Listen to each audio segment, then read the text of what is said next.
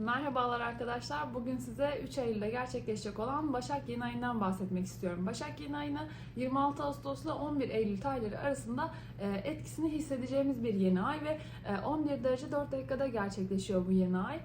Satürn'le bir karşıt açısı var. Yeni ayda Zosma yıldızıyla birleşiyor. Satürn üzerinde de Açerner sabit yıldızı var. Zosma yıldızı yapılması gerekeni yaptığımızda bizi bir kurtarıcı, kahraman, yapılması gerekeni yapmadığımızda da bizi bir kurban rolüne bürüyor aslında. Açerner sabit yıldızı ise hızlı gelişen olayları gösteriyor diyebilirim. Yani aslında genel tema endişe verici, karşımızdaki o endişe verici konu neyse o konuyla alakalı yapılması gerekeni hızlıca yaptığımız bir durum diyebiliriz. Yani böyle bir durum içerisinde kalacağız. Tabii ki yükselenlere göre konular değişecektir. Ben de şimdi yükselen yorumlarıma başlamak istiyorum. Fakat öncesinde 2 tane bilgilendirmem var.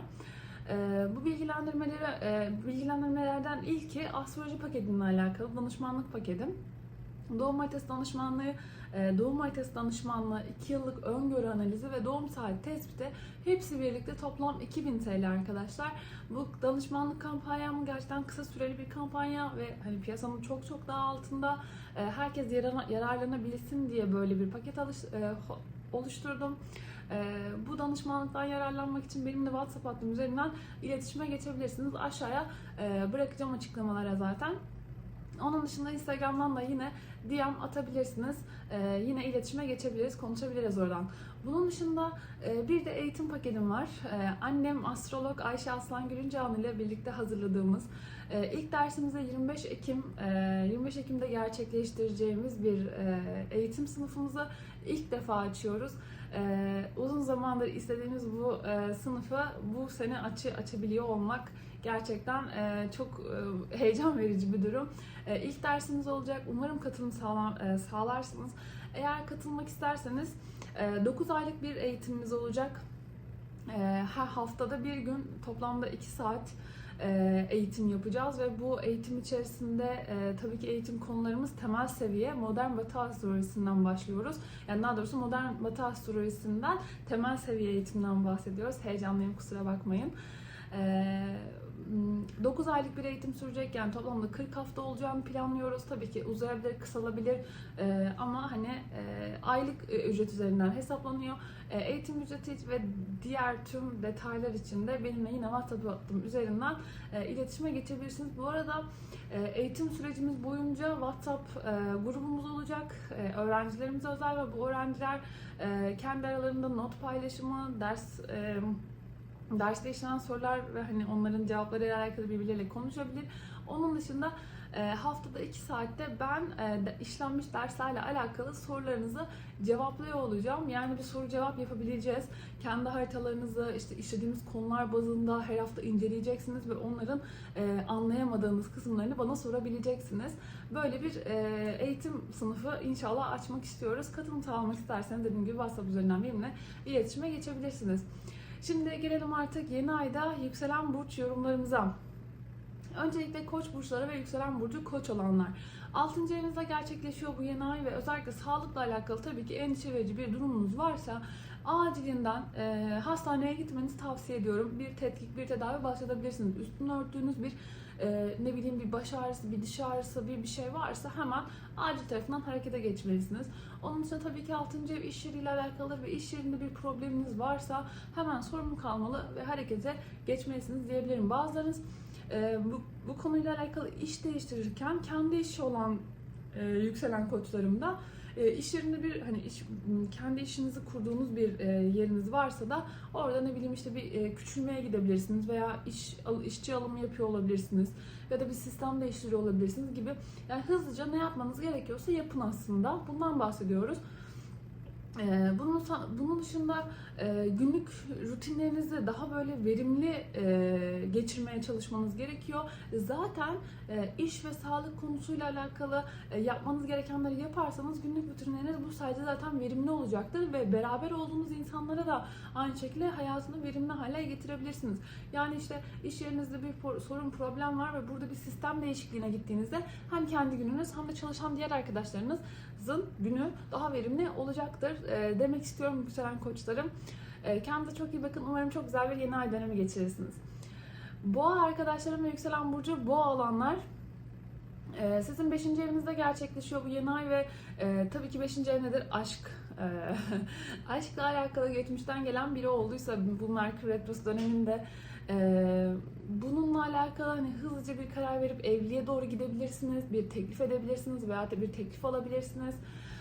Ya da tabii ki hızlıca bir hani sorunlar, problemler, yani şöyle ki geçmişten gelen kişiyle alakalı sorun ve problemler hala bitmediyse ya da işte bir şeyleri hala daha sorun etmeye devam ediyorsanız bununla alakalı hızlıca bir karar da verip hani ayrılabilirsiniz. Böyle bir şey olabilir.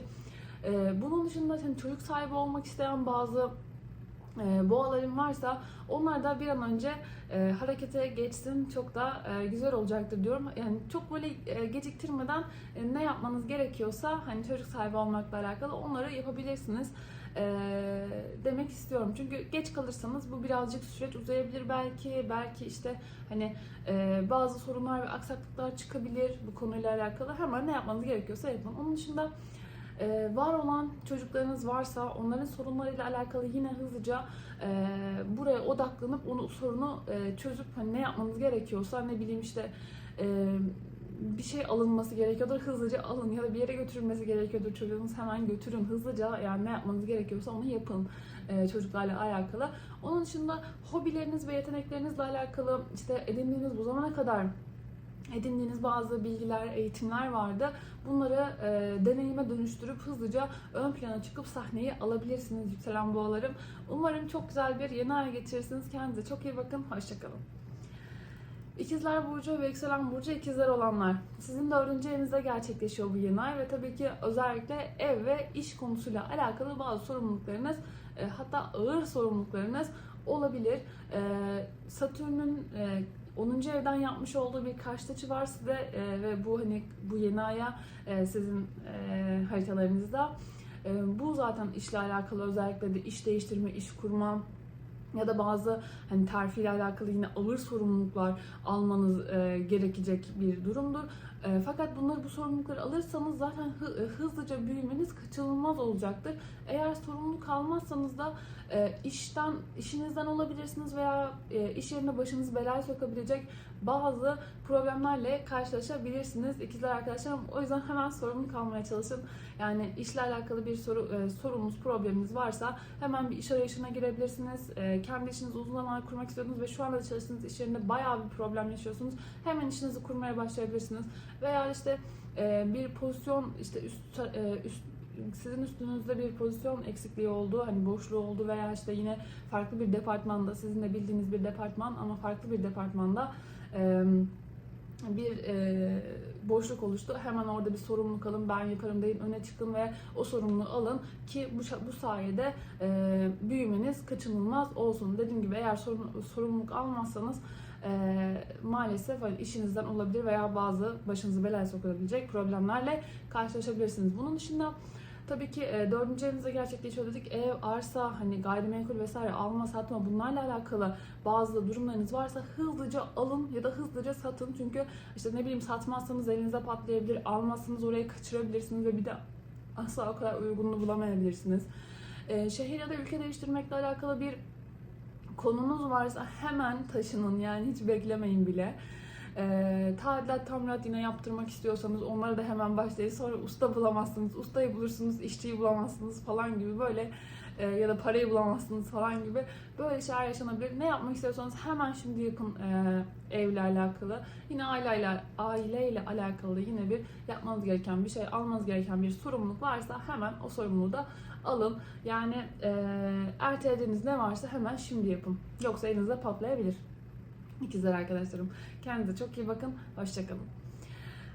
Yengeç arkadaşlarım ve yükselen burcu yengeç olanlar. 3. evinizde gerçekleşiyor bu yeni ay ve tabii ki hızlı ve önemli kararlar almanız gereken bir dönem. Kararlarınızı verirken mutlaka sezgilerinize güvenmeniz gerekiyor. Çünkü siz sezgilerin insanısınız. Sizin sezgileriniz çok kuvvetli. Bir haber, bir teklif alırsanız hemen değerlendirin. Ya da böyle sezgisel olarak yine böyle tehlikeli hissettiğiniz bir durum varsa o konuyla alakalı da yine hemen harekete geçebilirsiniz. Sosyal medya, e-ticaret, yurt dışı, reklamcılık, akademik alan, hukuksal alanlarla alakalı yapmanız gereken bir şey varsa yine bununla alakalı sorumluluk alın. Neden? Çünkü Satürn 9. evden bu yeni aya bir karşıt açı yapıyor. Yani bu konularla alakalı yine yapmanız gereken, almanız gereken bir sorumluluk varsa, ne bileyim açmanız gereken bir dava var, uzun zamandır bekletiyorsunuz, hemen açın. Ya da yurt dışına gitmeniz gerekiyordu bir konuyla alakalı ama uzun zamandır erteliyordunuz, hemen gidin. İşte sosyal medya işine girmek istiyordunuz, e-ticarete girmek istiyordunuz, uzun zamandır bunun eğitimini aldınız ama bir türlü hani girmediniz, hemen girin çünkü burası böyle kaçıyor gibi, yani bu şeyi hemen kaçırabilirsiniz. Hatta bunlar böyle çok daha büyük bir sorunlara yol açabilir demek istiyorum. Yani şimdi eğer yapmazsanız böyle savrulup gideceğiniz bir nokta, yani şimdi yapmazsanız hiç yapamazsınız gibi bir durum aslında. Ama sorumlu kalırsanız ve hani bu işi hızlıca harekete geçirirseniz hem kendinize hem de çevrenizdekilere yardımcı olup hem onları hem de kendinizi büyütebilirsiniz yengeç arkadaşlarım. Umarım çok güzel bir yeni ay geçirirsiniz. Kendinize çok iyi bakın. Hoşça kalın. Aslan burçları ve yükselen burcu aslan olanlar, ikinci evinizde gerçekleşiyor bu yeni ay ve tabii ki parayla alakalı bazı fedakarlıklar, bazı sorumluluklar almanız gerekebilir. 2 ve 8 aksı gerçekten çok zor bu anlamda. Bu yani maddi konular inanılmaz sıkıyor çünkü. Birilerini kurtarmak için bir de bunu yapmanız gerekecek büyük ihtimalle. Özellikle işte ne bileyim bir aile, bir yani sevdiğiniz insanlar, bunların işte borcu var ve onlar için bir kredi çekebilirsiniz veya onlar için ekstra bir kendiniz hani bir borcun altına girebilirsiniz. Veya manevi olarak ne bileyim zamanınızdan vererek falan böyle fedakarlık yapmanız gerekebilir. Ama karşınızdaki bu krizi, yani çevrenizdekilerin etkilendiği bu krizi hemen üstünüze alıp bir kurtarıcı rolüne maalesef bürünmeniz gerekiyor. Bunu hızlıca çözerseniz hem kendinizi çünkü hem de çevrenizdekileri kurtarabilirsiniz. Eğer çözmezseniz daha da çıkmaza sürükler, sizi de etkiler ve siz de hani maddi konularla alakalı bayağı bir problem yaşayabilirsiniz onlarla birlikte. Aslan arkadaşlarım, yani kurtarıcı olma zamanı her zamanki gibi. Umarım çok güzel bir yeni ay geçirirsiniz. Kendinize çok iyi bakın. Hoşçakalın. Başak burçları ve yükselen burcu Başak olanlar, sizin yükselenizde 1. evinizde gerçekleşiyor bu yeni ay. Biliyorsunuz bu yeni ay sizin yeni ayınız. Bu arada iyi ki doğdunuz. İyi ki bizim hayatımızdasınız Başak arkadaşlarım. Tabii ki 1. evde olduğu için hayatınızdaki tüm konularla alakalı olabilir. Hayatınızın gündeminde doğru bir konuyla uğraşıyorsunuz ve burayı devam ettirin diyor aslında. İlk olarak bunun dışında tabii ki 7. evdeki Satürn'ün yapmış olduğu bir karşıt açı var ve burada özellikle ilişkide olduğunuz insan, ortaklarınız ya da muhatap aldığınız kişilerle alakalı bir sorun, bir kriz olabilir ve bu sorunun, krizin çözümü de sizde. Yani siz bunun o sorunun, krizin çözümünü biliyorsunuz ve onları yönlendirmeniz gerekiyor, onları desteklemeniz gerekiyor. Şöyle yap, böyle yap diye bayağı böyle akıl vermeniz gerekiyor. Onlar da sizi dinleyecektir zaten siz akıl verdiğinizde. Yani orada aslında bir sorumluluk almanız gerekiyor diyebilirim. Çünkü eğer bunu yaparsanız bu sayede hem kendinizi hem de karşınızdaki insanları kurtarabilir ve oradan bir kazanç sağlayabilirsiniz. Eğer bunu yapmazsanız onların sorun ve problemleri sizi de etkileyebilir maalesef. O yüzden doğru yoldasınız Başak arkadaşlarım. Burada desteğinizi esirgemeyin. Karşınızdaki insanlardan çok güzel bir yeni ay geçirmenizi diliyorum. Kendinize çok iyi bakın. Hoşçakalın. Terazi burçları ve yükselen burcu terazi olanlar, sizin 12. evinizde gerçekleşiyor bu yeni ay. Tabii ki 12 ve 6 aksı bayağı zorlu bir aks ve tabii ki bazı korku ve endişeleri yaratabiliyor. Ve bu korku endişelerle beraber daha böyle temkinli davranıp hareketsizliğe yol açabilen bir yeni ay bu. Yol açabilecek bir yeni ay bu. O yüzden iş ve sağlık konusunda özellikle yapmanız gereken işler ya da almanız gereken sorumluluklar varsa hemen bunları göz ardı etmeden hızlıca harekete geçerek yapmalısınız. Sağlık konusunda özellikle hiçbir şeyin üstünü örtmeyin. Uzun zamandır beklettiğiniz bir diş ağrısı, baş ağrısı bir şey var. Kulak ağrısı, göz ağrısı fark etmez. Hemen böyle bir randevu alıp MHRS'den koşa koşa hastaneye gidin lütfen.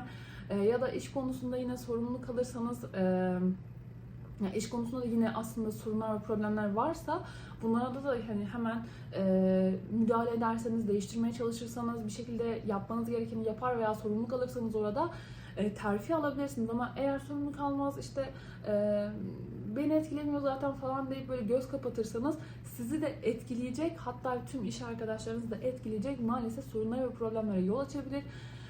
Zaten siz bunları yaptığınızda, yani ne bileyim işte sağlık ve işle alakalı almanız gereken sorumlulukları aldığınızda günlük rutinleriniz de bundan çok iyi etkilenecek ve günlük rutinlerinizi daha verimli hale getireceksiniz. Hem kendinizin hem de çalışma arkadaşlarınızın veya beraber yaşadığınız insanların hayatları, günlük rutinleri de daha verimli olacak sizin sayenizde. Umarım çok güzel bir yeni ay geçirirsiniz terazi arkadaşlarım. Kendinize çok iyi bakın. Hoşçakalın. Şimdi akrep burçları ve yükselen burcu akrep olanlar. 11. evinizde gerçekleşiyor bu yeni ay. Tabii ki 11. ev nedir? Gelecek planları, gelecek hedeflerimiz, bunlarla alakalı ve bunlarla alakalı bazı sorumluluklar ve fedakarlıklar, sorumluluklar almanız ve fedakarlıklar yapmanız gerekebilir. Arkadaşlık ve aşk konusuyla alakalı özellikle tavizler vermek zorunda kalabilirsiniz. Yani daha doğrusu şöyle, onları hayatımızda istiyorsak bazı tavizler vermemiz gerekecek. Yani flört yaşadığımız, işte ya da aşk yaşadığımız kişi veya arkadaşlarımızla alakalı onları hayatımızda uzun vadede istiyorsak maalesef kendimizden ödün vermemiz gerekecek. Çünkü eğer burada kendimizden ödün vermezsek maalesef istenmeyen ayrılıklara, istenmeyen kopuşlara sebebiyet vereceğiz. Bu da bizi böyle bir yalnızlığa sürüklüyor gibi olacak. Kendimizi çok yalnız hissedebiliriz onlar gittikten sonra. Bu böyle çok uzun yıllar bile sürebilir hatta. O yüzden burada birazcık taviz verip o insanlarla mutlu mesut yaşamak daha iyi olacaktır akrep arkadaşlarım. Onun dışında tabii çocukla alakalı yine konular olabilir. Çocukla alakalı konularda da sabırla, fedakarlık yaparak, sorumluluk alarak hızlıca hareket etmek gerekecektir. Yani işte çocuk sahibi olmak istiyorsanız veya var olan çocuklarınızla alakalı sorunlar ve problemler varsa hızlıca müdahale edin, harekete geçin diyoruz burada. Umarım çok güzel bir yeni ay geçirirsiniz akrep arkadaşlarım. Kendinize çok iyi bakın, hoşçakalın. Şimdi yay burçları ve yükselen burcu yay olanlar. 10. evinizde gerçekleşiyor bu yeni ay ve tabii ki iş ve kariyer konusuyla alakalı bir fırsat çıkabilir. Fırsat diyorum, tehlike, kriz demiyorum. Böyle çünkü bu sorumluluk olacak ve fırsat olacak sizin için. Neden? Çünkü artık Jüpiter tepeye doğru çıkmaya başladı. Yani haritanın yukarısına doğru ilerliyor. Bu yüzden artık siz bunu böyle çok kötü bir şey olarak görmeyeceksiniz. Bu fırsat sizin uzun zamandır istediğiniz bir fırsat ama tabii ki bununla alakalı bir sorumluluk almanız mutlaka gerekecek. Sorumluluk alarak bu fırsatı değerlendirebileceksiniz. Bu projeye ben yaparım diyerek yani herhangi bir projeye ben yaparım diyerek ortaya çıkmak, başlatmak gibi veya ilginiz olan bir pozisyonda bir boşluk oluştuysa o boşluğa hani ben geçebilirim, bu konuda bir bilgim var işte ya da ne bileyim oraya yerleşebilirim gibi bir gündem olabilir. Ama orada hani mutlaka bir sorumluluk almanız da gerekecek. Yani öyle hemen normal bir fırsat gibi değil. Önemli olan sorumluluk almak. Tabii ki bu sorumluluk almak taşınmayla alakalı olabilir veya aile konularıyla da alakalı olabilir. Ev almak, ev satmak, taşınmak, tamirat yapmak veya aile üyeleriyle, evde yaşadığınız insanlarla alakalı da olabilir bu sorumluluklar. Bunları da hemen harekete geçirin. Çünkü siz bunları uzun zamandır istiyorsanız sizin için, yani ağır da olsa sizin için keyifli bir sorumluluk, hemen yapın. Umarım çok güzel bir yeni ay geçirirsiniz ya arkadaşlarım. Kendinize çok iyi bakın. Hoşçakalın. Şimdi Oğlak burçları ve yükselen burcu Oğlak olanlar 9. evinizde gerçekleşiyor bu yeni ay. Ve bu 9. evde gerçekleşiyor fakat sizin zaten uzun zamandır bir tükenmişliğiniz, bir bunalmışlığınız var. Hayatınızın gidişatıyla alakalı tıkanan bir yol var ve bunu nasıl değiştirebilirsiniz? Zihninizi değiştireceksiniz, planlarınızı değiştireceksiniz. Belki o tıkandığınız planlarınızın olduğu süreci bir değerlendirme yaparak bir değişiklik yapmanız gerekecek planlarınızda veya işte kendinize yeni bilgiler edinmek zorunda kalacaksınız, yeni yetenekler edinmek zorunda kalacaksınız. Ya da kendinizi belki de sadece güncellemeniz gerekecek, yani var olan planlarınızı güncellemeniz gerekecek diyebilirim. Eğer değişmezseniz zaten şu anda bir tükenmişlik içerisindesiniz. Daha fazla böyle tükenmişlik ve daha fazla böyle depresyona sürüklenebilirsiniz. Eğer değiştirirseniz de şu an içerisinde olduğunuz o tükenmişlikten kurtulabilirsiniz. Yani update edeceğiz, güncelleyeceğiz kendimizi, değişiklik yapacağız. Belki de kafa yapımızı, düşünce yapımızı değiştireceğiz. Buradan ilerleyemiyorum artık, daha fazla tıkandım deyip başka yere geçmeye çalışacağız. Böyle bir süreç Oğlak arkadaşlarım. Kendinize çok iyi bakın. Umarım çok güzel bir yeni ay dönemi geçirirsiniz. Şimdi gelelim artık Kova burçlarına ve yükselen burcu Kova olanlara. 8. evde gerçekleşiyor. Bu yeni ay sizin için tabii ki ne dedik? Evet, Aslan ve Kovalar için bu yeni ay biraz zorlu. Neden? Çünkü 2-8 aksında geçiyor. Parayla alakalı bir durumdan bahsediyoruz burada. Parayla alakalı özellikle tehlike içeren bir durum söz konusu olabilir. Borçların ödenememesi, borç almak, bunu geri ödeyememek, kredilerde sıkışmak, alacak verecek dengesinin bozulması gibi durumlar söz konusu olabilir. Bu tehlikeyi zaten fark ediyorsunuz ama biraz bekleyelim ya da yavaş hareket edelim değil de hemen harekete geçmeniz gerekiyor. Belki işte hemen harekete geçerseniz birinin size borç verdiğini görebilirsiniz ya da var olan kaynaklarınızdan belki birazcık harcama yapabilirsiniz ama borcunuzu da hani silmiş olabilirsiniz. Ya da hemen harekete geçerseniz hemen böyle bir borç yapılandırma vesaire bir şey bulabilirsiniz. Kredi yapılandırması gibi bir şey yapacak olabilirsiniz. Hızlıca harekete geçmeniz gerekiyor. Burada yavaş hareket etmiyoruz. Eğer hızlıca hareket ederseniz çünkü sorun büyümeden engellenecek ama eğer yavaş hareket ederseniz yani fazla bekletirseniz, ağır hareket ederseniz bu sizi iflasa kadar sürükleyebilir veya uzun yıllar boyunca ödemek zorunda kalacağınız bir borcun altında bulabilirsiniz kendinizi Kova arkadaşlarım. Biraz tehlikeli, o yüzden buna dikkat edin ve hızlıca harekete geçin. Umarım çok güzel bir yeni ay geçirirsiniz. Kendinize çok iyi bakın. Hoşçakalın. Balık burçları ve yükselen burcu balık olanlar 7. evinizde gerçekleşiyor bu yeni ay ve hayatınızdaki tabii ki hayatınızda bazı krizler çıkabilir ve bu krizlere, bu tıkandığınız noktalara eş, ortak ve muhatap aldığınız kişilerden destek alarak müdahalelerde bulunabilirsiniz. Onların verdiği tavsiyelerle, onların verdiği akıllarla hem kendinize hem de çevrenizdekileri kurtarabilirsiniz. Tabii ki yeni bir ilişki veya bir ortak teklifiniz varsa onu da hemen değerlendirip başlatabilirsiniz. Yani bir evlilik kararı veya bir ortaklık kararı alabilirsiniz. Tabii ki sorunlu bir evliliğiniz varsa veya sorunlu bir ortaklığınız varsa bu bu evliliği veya ortaklığı hızlıca bir bitirme durumuna da geçebilirsiniz balık arkadaşlarım. Ama her ne olursa olsun kendiniz için yapın. Bunu unutmayın lütfen. Başkaları için değil, kendiniz için harekete geçin.